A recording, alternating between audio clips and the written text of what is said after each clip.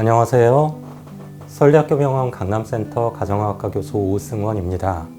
제가 이번에 나의 하루를 진료하는 반딧불 의원이라는 책을 출판하게 되었습니다.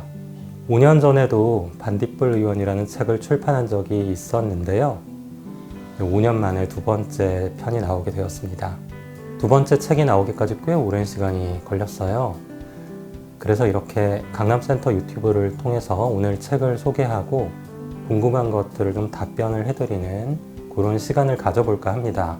이게 병원 채널에 웬 책 소개냐 하실 수도 있는데요. 강남센터 유튜브는 올바른 건강 정보를 전달하는 채널이고 제 책 역시 그런 목적으로 쓰여진 거라 관련이 아주 없지는 않을 것 같습니다. 저녁에 문을 열고 자정을 넘어서 문을 닫는 작은 의원에 대한 이야기입니다. 이 의원은 오래된 종합상가 건물에 있는데요. 이 종합상가 건물은 도시 아주 변두리 동네에 위치해 있어요. 이 건물에 새들어 사는 자영업자들을 포함해서 다양한 환자들이 이 의원을 찾으면서 벌어지는 일들을 책으로 엮었습니다. 5년 전에 첫 번째 책이 나왔었고요. 이번 책은 그 의원에서 벌어지는 두 번째 이야기들을 묶은 책입니다. 이 환자의 이야기를 중심으로 해서 이 의원을 지키는 의사와 간호조무사 그리고 의원을 둘러싼 다양한 인물들의 이야기를 담아봤습니다. 처음에는 글을 이 채널 예스라는 플랫폼에 연재를 했었는데요. 그 시기가 2017년이었습니다. 그때 이 첫째 아이가 제 아이가 정해준 이름이에요. 이 밤에 여는 동네 의원에는 어떤 이름이 어울릴까 생각하던 중에 아이에게 이제 아빠가 밤에 여는 병원에 대해서 글을 쓰려고 하는데 어떤 이름이 어울릴 것 같아? 라고 물었더니 냉큼 그 반딧불이라고 하더라고요. 그 아이가 내놓은 그 반딧불이라는 단어가 책의 제목이 되었습니다. 생각해보니까 굉장히 어울리는 단어라는 그런 생각이 들었습니다. 이게 이제 일본 드라마 중에 그 심야 식당이라는 그런 드라마가 있는데요. 약간 그 현실적이면서도 또 반면에 또 현실적이지만은 않은 약간은 그 판타지스러운 공간을 생각을 했고 또 거기에 어울리는 이름을 찾으려고 했었습니다. 근데 그 반딧불이라는 이름이 그런 분위기에 맞지 않나라는 생각이 들었습니다. 이름만 보고도 밤에 문을 여는 신비한 병원이라는 느낌이 들게 만들고 싶었습니다. 근데 그런 느낌이 좀 잘 담겼는지는 모르겠네요.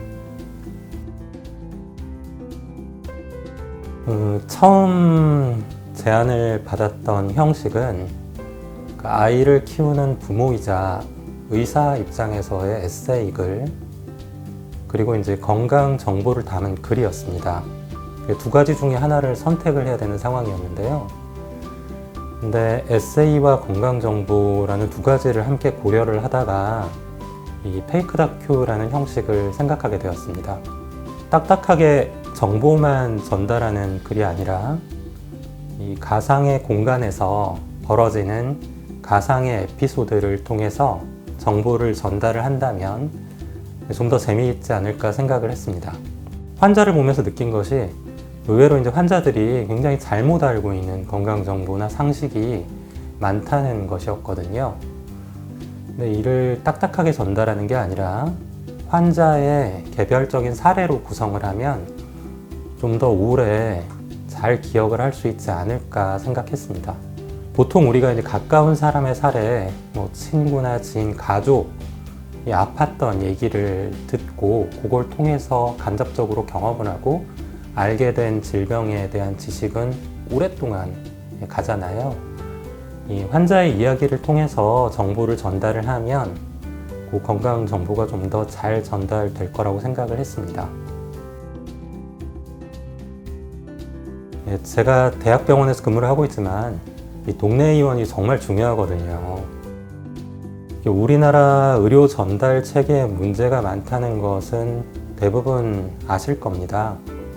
큰 병원을 선호하고 대학병원으로 환자가 몰리는 그런 현실인데요. 지금 그런 상황은 좀 문제가 많습니다. 사실 대학병원은 이제 본연의 영역인 중증 환자나 난치병 환자에 대한 치료, 그리고 이제 교육, 연구에 집중할 수 있어야 합니다. 반면에 우리가 경험하는 대부분의 질병은 동네 의원에서 치료하고 관리할 수 있어요. 이렇게 대학병원과 동네 의원이 각자의 역할을 할 수 있어야 합니다. 근데 이게 지금 잘 안 되고 있는 현실이거든요. 의료 전달 체계상의 많은 문제를 해결하기 위해서는 무엇보다도 1차 의료를 담당하는 동네 의원들이 잘 되어야 됩니다. 의료 시스템 전체가 나무라면 1차 의료를 담당하는 의원들이 뿌리에 해당하거든요. 뿌리가 튼튼하지 않은 나무는 죽을 수밖에 없겠죠. 이런 여러 가지 이유 때문에 우리가 흔히 볼 수 있는 다양한 질환에 대해서 이야기를 하기에는 동네 의원을 배경으로 하는 것이 좀 더 적당하다고 생각을 했습니다. 환자들이 삶의 이야기를 풀어놓을 수 있는 배경으로도 의원이 좀 더 걸맞지 않나 하는 생각도 들었고요. 반딧불 의원 같은 곳이 우리 주변에도 많다는 사실을 알려주고 싶었습니다. 의사 대부분은 환자의 병이 좋아지는 데서 무엇보다 큰 기쁨과 보람을 얻습니다. 책을 통해서 이 반딧불 의원의 이수연 선생님 같은 환자들의 말을 경청하고 공감해주는 그런 의사들이 많다는 사실을 알려주고 싶었고, 또 믿고 다닐 수 있는 동네 의원이 많다는 사실도 강조하고 싶었습니다. 주변만 보더라도 한 동네에서 오래 병원을 운영하면서 환자와 가족같이 지내는 동네 의사들이 많습니다. 그들은 이제 단골 환자와 이런저런 사는 이야기도 나누고 교감을 하고 있거든요. 모든 의사들이 다 환자의 이야기를 더 듣고 싶다는 생각을 합니다. 다만 여러 가지 환경적인 제약과 그럴 수 없는 상황들 때문에 그렇게 하고 있지 못할 뿐입니다. 또 하나는 그 건강정보의 취사 선택이 중요하다는 점을 강조하고 싶었습니다. 요즘은 그 인터넷이나 SNS, 유튜브를 통해서 건강정보를 너무나 쉽게 접할 수 있는데요. 유익한 정보도 있지만 잘못된 정보도 너무나 많습니다. 이게 풍요 속의 빈곤이라고 할 수 있을 것 같은데요. 정보는 너무나 많지만 너무 많아서 오히려 더 제대로 된 정보를 찾기가 어렵기도 합니다. 코로나가 한참이었을 때는 백신에 대해서 잘못된 정보가 많아서 실제로 사회 전체의 건강에 부정적인 영향을 주기도 했는데요. 제 책의 에피소드에 그런 말이 있어요. 건강 정보 측면에서 보자면 인터넷은 쓰레기로 가득 찬 우주와도 같다. 이런 상황에서는 의료 소비자가 좀 더 똑똑해질 필요도 있습니다. 그리고 인터넷의 정보를 너무 믿기보다는 가까운 곳에 있는 동네 의원 의사를 찾아가는 게 나을 수도 있어요. 건강에 대한 제대로 된 정보를 얻는데 제 책도 조금이나마 도움이 되었으면 합니다.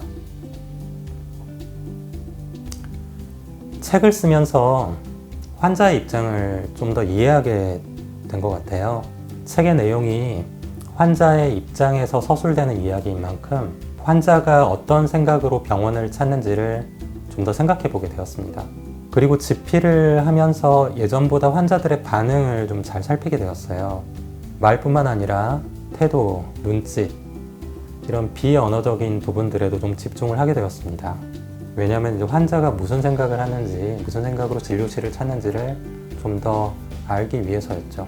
그리고 책 속에 있는 건강 관련 지식들이 제가 환자들에게 주로 이제 설명하는 내용이다 보니까 책으로 한번 정리를 했던 부분은 이후에 이제 설명하는 게 조금 더 쉬워지고 도움을 받았던 그런 부분도 있습니다.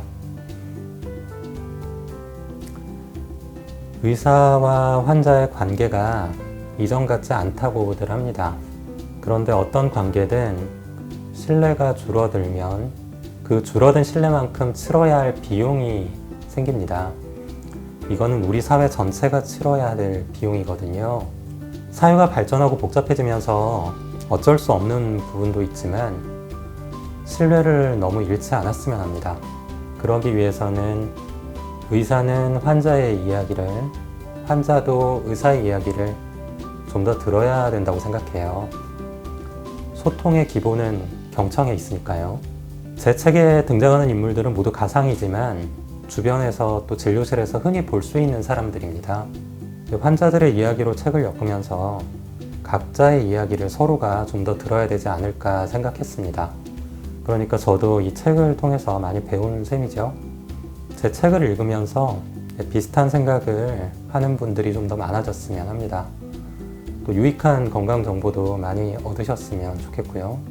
강남센터 유튜브에도 좋은 건강 정보가 많으니 관심 가져주시고 구독과 좋아요 많이 눌러주세요. 지금까지 서울대병원 강남센터 가정의학과 교수 오승원이었습니다. 감사합니다.